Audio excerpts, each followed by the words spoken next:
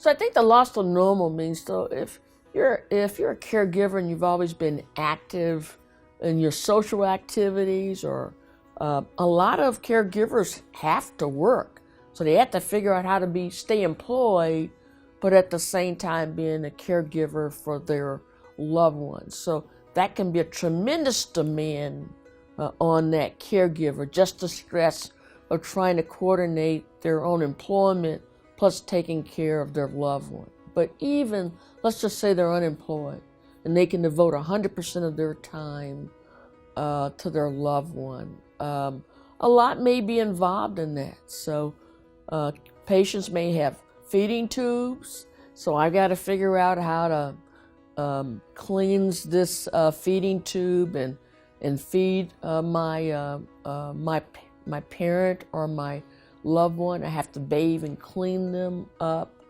but I also have to take care of their affairs, their home affairs and their business affairs. So who's now paying the bills for the utilities, or who's paying their maybe home mortgage. They may have some insurance premiums that I might not have even been aware of as the caregiver, and I may let that lapse, or they may have a car payments. So as a caregiver, you really have to have a better understanding of what are all the affairs related to the person I'm caring for. I have to coordinate all the doctor visits. So, you usually just don't go to one doctor.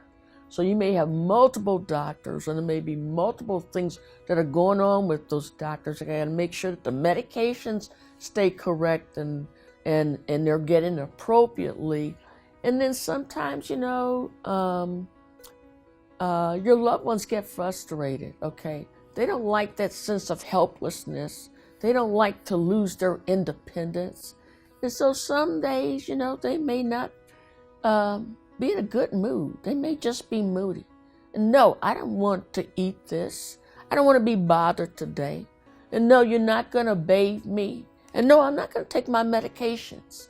And so it's just not a bed of roses every day. But the caregivers got to understand one thing. You don't want your loved one to lose their sense of identity. And you don't want to be so much of a control freak that they feel helpless in what's there for me to live for.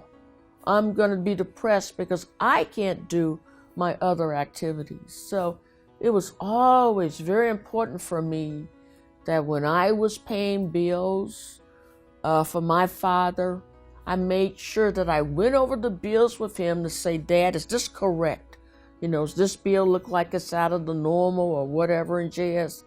And hey, I need a new tire. You're just going to have to get in that wheelchair and go with me, because I don't know how to pick this tire. I don't want some salesperson to try to sell me a tire I don't need.